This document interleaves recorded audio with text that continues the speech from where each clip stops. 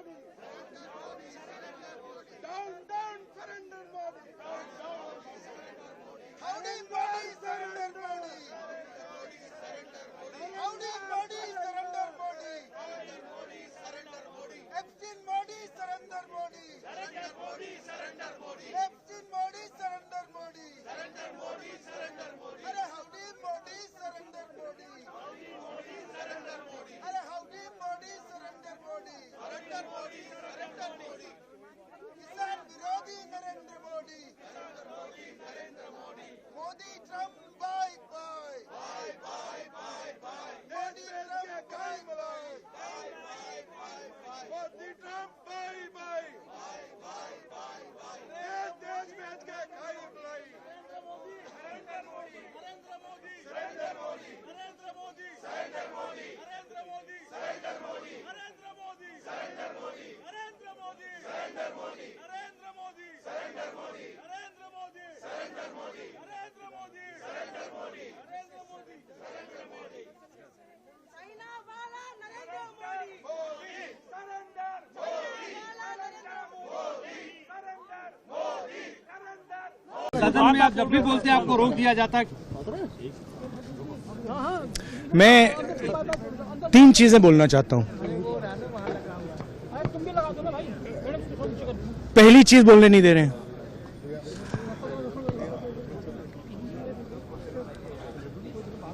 मोदी जी घबराए हुए हैं। आपने देखा जो ट्रेड डील 4 महीने से रुकी हुई थी 4 महीने से कुछ बदला नहीं। किसी न किसी कारण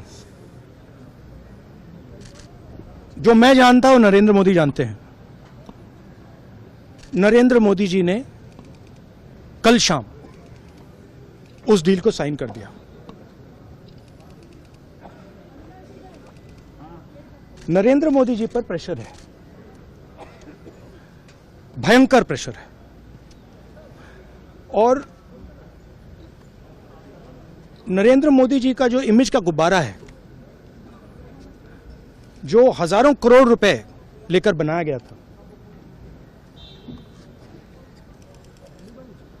वो फूट सकता है। इशू ये नारावाने की स्टेटमेंट नहीं है, ये साइड शो है और वो भी जानते हैं, मैं भी जानता हूं।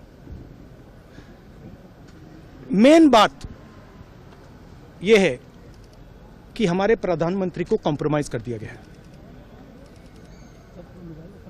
किसने किया है, कैसे किया है, यह हिंदुस्तान की जनता को सोचना है।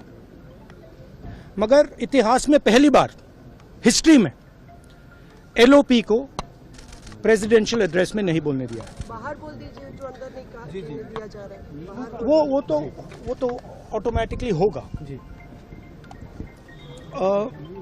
बट ये आप समझिए, और हिंदुस्तान के जो किसान हैं आप सब समझिए कि इस ट्रेड डील में आपकी मेहनत को, आपके खून पसीने को नरेंद्र मोदी जी ने बेच दिया है। और वो इसलिए बेचा है क्योंकि ये कॉम्प्रोमाइज्ड है। सिर्फ आपको नहीं बेचा है, देश को बेचा है। इसलिए मुझे वहां नहीं बोलने दे रहे। नरेंद्र मोदी जी डरे हुए हैं क्योंकि जिन लोगों ने उनकी इमेज बनाई है वो अब उस इमेज को फोड़ने लगे हैं। धन्यवाद। प्रेशर है सर पीएम पे, जो आप कह रहे हैं कि प्रेशर क्या है और क्या दबाव है पीएम के ऊपर जो आपको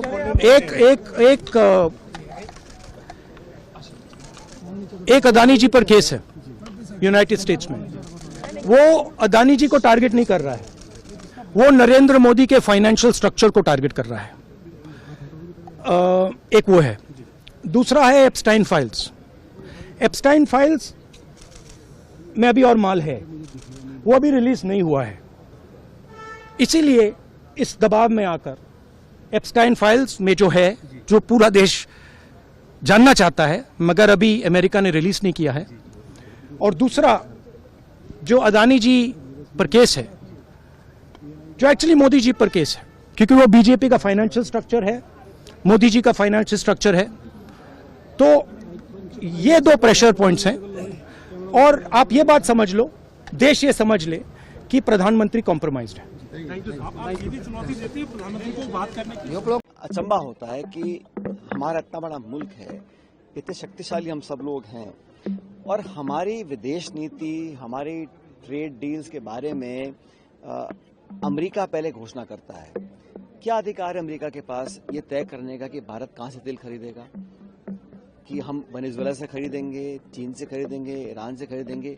ये घोषणाएं जो हैं सोशल मीडिया पर अमेरिका कर रहा है भारत की तरफ से, कि अमेरिका कह रहा है कि हिंदुस्तान अब तेल रूस से नहीं लेगा, वेनेजुएला से लेगा।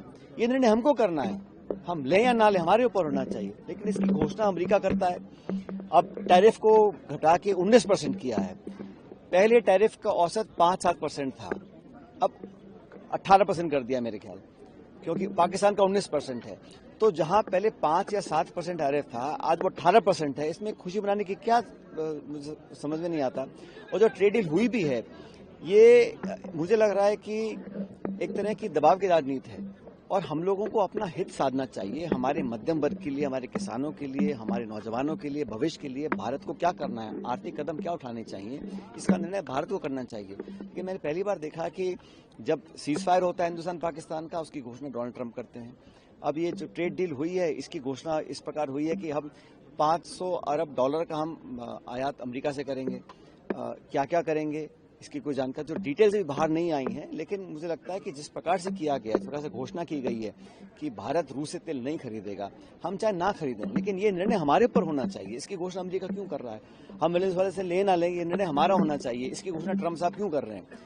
और जिस प्रकार से संवाद हुआ, सब सोशल मीडिया एक्सचेंज हुआ, अब समय बताएगा कितना कारगर साबित होगा। लेकिन हमने FTAs बहुत EU के साथ किया है, ऑस्ट्रेलिया के साथ किया है, लेकिन अमेरिका के साथ जो दबाव, उनका बस चलेगा तो भारत को फिर एक बार उसी प्रकार से देखना चाहेंगे। और मुझे नहीं लगता भारत का एक भी व्यक्ति, एक भी नागरिक उनके इस भ्रामक सोच के साथ अपने आप को जोड़ सकता है। राहुल गांधी जी एक नकारात्मक सोच के प्रतीक है, और उनके साथ जुड़कर DMK पार्टी के नेता हो, तृणमूल के नेता हो, चाहे वो समाजवादी पार्टी के नेता हो, इन सभी ने शायद भारत के उज्जवल भविष्य, हमारे युवा युवतियों को जो नए अवसर मिल रहे हैं, जो हमारा उद्योग तेज गति से आगे प्रगति करने के लिए तट पर है, जो नए नए क्षेत्र, आर्टिफिशियल इंटेलिजेंस हो, सेमीकंडक्टर्स हो, क्रिटिकल मिनरल्स हो, नए नए अति आधुनिक जो क्षेत्र खुल रहे हैं, उसमें जो हमें यूनाइटेड स्टेट्स ऑफ अमेरिका से मदद मिल सकती है, जो वहां से हमें सामान मिल सकता है, high quality, high performance data centres Bharat में आ सकते हैं, लाखों करोड़ रुपए का जो निवेश हम भारत में आकर्षित करने में जुटे हुए हैं। राहुल गांधी जी को क्या मिर्ची लगती है? राहुल गांधी जी को देश की प्रगति से नफरत है? राहुल गांधी जी को हमारी बहनों से, हमारे युवा युवतियों से कोई नाराजगी है, जो उनका उज्जवल भविष्य उनसे देखा नहीं जाता है? उन्होंने जवाब देना पड़ेगा देश की जनता को कि इस नकारात्मक सोच के पीछे वो क्या चाहते हैं। और मित्रों, मैं पूरी तरीके से निंदा करता हूं राहुल गांधी जी और उनके सभी पार्टी और मित्र पक्ष के नेताओं का, जो इस प्रकार की ओछी सोच, नकारात्मक सोच फैलाने का पाप कर रहे हैं। वो भारत का उज्जवल भविष्य नहीं चाहते। वो हर प्रकार से राजनीतिक अराजकता फैलाने की कोशिश करते हैं। पार्लियामेंट में आपने उनका रवैया देखा, उनका सोच पूरे देश ने देखा। वो हमारे आर्मी के जवानों पर कम विश्वास करते हैं, हमारे सेना के ऊपर प्रश्न चिन्ह उठाते हैं, हमारे उद्योग जगत के भविष्य को खराब करना चाहते हैं।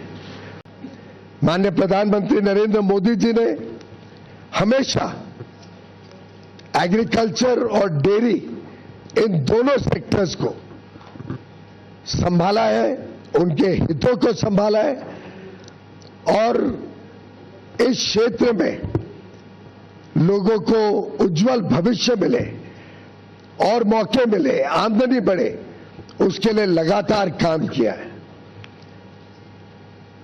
कभी उनके साथ, उनके हितों के साथ समझौता माननीय प्रधानमंत्री जी ने नहीं होने दिया और मुझे खुशी है कि पूरा देश इस बात को समझता है, इस बात का उनको आकलन है और यूएस ट्रेड डील में भी भारत के जो सेंसिटिव सेक्टर्स हैं, एग्रीकल्चर को लेके, डेयरी को लेके, उनको संरक्षित किया गया है। हमने पूरे देश भर से आई हुई खबरों को देखा, चारों ओर उल्लास है। हमारे जितने लोग भारत के निर्यात में जुड़े हुए हैं, भारत के टेक्नोलॉजी सेक्टर से जुड़े हुए हैं, भारत में नई आधुनिक टेक्नोलॉजी लाकर या global supply chains, global value chains का हिस्सा बनना चाहते हैं, ग्लोबल कैपेबिलिटी सेंटर्स लगाना चाहते हैं, निवेश करना चाहते हैं। अलग अलग क्षेत्र जो विशेषकर लेबर इंटेंसिव है, जिसमें लाखों करोड़ों लोगों को नौकरी का, रोजगार का साधन मिलता है, वो सब कितने उत्साहित हैं इस ट्रेड डील से। द्वारे जो सी फूड एक्सपोर्ट करते हैं, उन्होंने जिस प्रकार से सभी कोस्टल रीजन्स में खुशी मनाई है, ये दर्शाता है कि ये ट्रेड डील भारत के उज्जवल भविष्य का शुभ संकेत लेके आई है। मित्रों, मैं मानता हूं कि इस ट्रेड डील से हमारे जो सूक्ष्म, लघु और मध्यम उद्योग है, एमएसएमई सेक्टर है, हमारे इंजीनियरिंग सेक्टर के सभी प्लेयर्स, चाहे ऑटो कंपोनेंट्स बनाते हो, एयरक्राफ्ट पार्ट्स बनाते हो, इंजीनियरिंग के अलग अलग प्रकार के सामान अमेरिका में बेचने का काम करते हो या भविष्य में करना चाहे, हमारे टेक्सटाइल क्षेत्र, हमारा जेम एंड ज्वेलरी सेक्टर, हमारा लेदर गुड सेक्टर, हमारा मरीन गुड सेक्टर, सभी को ढेर सारे अवसर, ढेर सारे मौके इस ट्रेड डील के माध्यम से मिलेंगे। बड़ा दुर्भाग्य है कि राहुल गांधी जैसे नकारात्मक सोच रखने वाले नेता देश को आज गुमराह या भ्रमित करने की कोशिश कर रहे हैं। मैं घोर निंदा करता हूं राहुल गांधी जी की। झूठ और फरेब के नाम पे वो लोगों को गुमराह करना चाहते हैं। उनको देश की तरक्की से कोई लेना देना नहीं। देश आगे बढ़ रहा है, विश्व की सबसे तेज गति से बढ़ने वाली अर्थव्यवस्था बना है, उनको उससे कोई दिलचस्पी नहीं है। उनका बस चले तो जिस प्रकार से यूपीए के राज में, कांग्रेस के राज में 10 वर्षों में उन्होंने भारत की अर्थव्यवस्था को ध्वस्त कर दिया था, फ्रेजाइल 5 इकोनॉमी बना दी, महंगाई से लोगों को परेशान कर दिया, विकास यात्रा ठप कर दी। द्वारे जो सी फूड एक्सपोर्ट करते हैं, उन्होंने जिस प्रकार से सभी कोस्टल रीजन्स में खुशी मनाई है, ये दर्शाता है कि ये ट्रेड डील भारत के उज्जवल भविष्य का शुभ संकेत लेके आई है। मित्रों, मैं मानता हूं कि इस ट्रेड डील से हमारे जो सूक्ष्म, लघु और मध्यम उद्योग है, एमएसएमई सेक्टर है, हमारे इंजीनियरिंग सेक्टर के सभी प्लेयर्स, चाहे ऑटो कंपोनेंट्स बनाते हो, एयरक्राफ्ट पार्ट्स बनाते हो, इंजीनियरिंग के अलग अलग प्रकार के सामान अमेरिका में बेचने का काम करते हो या भविष्य में करना चाहे, हमारे टेक्सटाइल क्षेत्र, हमारा जेम एंड ज्वेलरी सेक्टर, हमारा लेदर गुड्स सेक्टर, हमारा मरीन गुड्स सेक्टर, सभी को ढेर सारे अवसर, ढेर सारे मौके इस ट्रेड डील के माध्यम से मिलेंगे। बड़ा दुर्भाग्य है कि राहुल गांधी जैसे नकारात्मक सोच रखने वाले नेता देश को आज गुमराह या भ्रमित करने की कोशिश कर रहे हैं। मैं घोर निंदा करता हूं राहुल गांधी जी की। झूठ और फरेब के नाम पे वो लोगों को गुमराह करना चाहते हैं। उनको देश की तरक्की से कोई लेना देना नहीं है। देश आगे बढ़ रहा है, विश्व की सबसे तेज गति से बढ़ने वाली अर्थव्यवस्था बना है, उनको उससे कोई दिलचस्पी नहीं है। उनका बस चले तो जिस प्रकार से यूपीए के राज में, कांग्रेस के राज में 10 वर्षों में उन्होंने भारत की अर्थव्यवस्था को ध्वस्त कर दिया था, फ्रेजाइल 5 इकोनॉमी बना दी, महंगाई से लोगों को परेशान कर दिया, विकास यात्रा ठप कर दी।